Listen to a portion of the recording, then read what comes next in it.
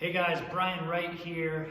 I am making another video specifically just on my everyday carry. So again, minimalist approach to ready for anything.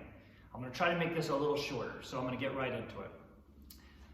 Minimalist approach to everyday carry. I'm just gonna start pulling stuff out of my pockets. So clearly, I've got a wallet, all right? It's a pretty thin wallet. I'm gonna get a little closer here. All I carry is some cards. I do have a little bit of cash. When you talk about cash, I do keep cash in certain areas. I have, in small denominations, I have about $100 in my Jeep. I have some cash stashed at home, and again, that's just because if there is an area power outage and we need to buy things, cash will still hold value for some certain point of time. You know, obviously if we're getting into 30, 60, 90 day scenarios, clearly very unlikely. So wallet, pretty simple there. I have in this pocket, I have my keys, all right? Now again, I keep it pretty thin because I don't really like to have big keys and things like that. My car just has a fob. I don't have to stick a key in there, which is a nice modern convenience. I also carry a small clip-on flashlight, okay? This one is a PowerTac E2. I got this several years ago. It's a great little flashlight. I forget the power on it. I think the writing's been worn off. It's been used so much. But it's pretty decent for how little it is. It ended up costing a little bit more money than many of the other available flashlights. I want to say this was about $35, $40, but a great little flashlight. All right, carry that just on my front pocket there. And then a folder knife. This is a Columbia River. I got this knife. This is everyday use. I got this knife from my father-in-law. Again, just looking at the retail, it's a decently priced knife. It's 35, 40 bucks. Certainly you can find some smaller ones, or rather less expensive ones. I like this because it's pretty thin. It's very, very light. It does have a locking mechanism. It is guaranteed for life.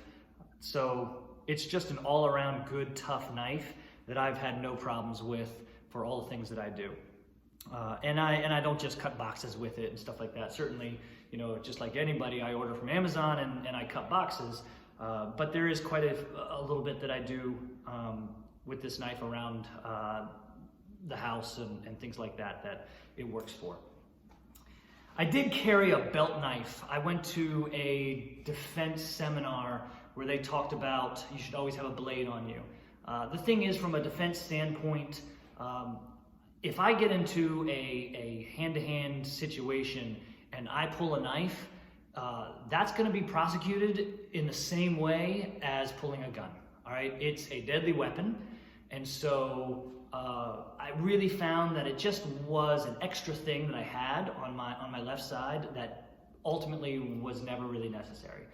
Now, you could make an argument, well, what about survival and you need a fixed blade knife for some bushcraft or just greater versatility? And I agree with that. However, I don't know if I need to carry that. So I do have a fixed blade knife in my Jeep that would work for a situation where I needed to, whatever, leave my car and then travel or whatever it might be. I run into some situation on the side of the road helping somebody where I need a stronger, more capable tool than just my folder.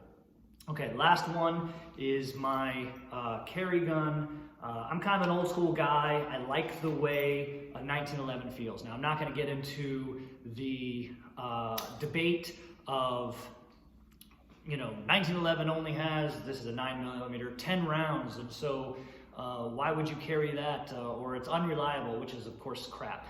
I did spend a lot of money on this this 9mm, and it's never given me a problem. So the example of, you know, does it Does it ever jam on me? Does it ever cause me any problems? The answer is really no. All right, I keep it wet and I'm ready to go. So this one here, I also just shoot the best. All right, I like the way it feels. And if you're gonna ask me what is going to be the biggest threat of why I might need to carry a handgun, it's because I I may end up running into an active shooter situation. It's the only thing I'm really worried about living out here in the suburbs.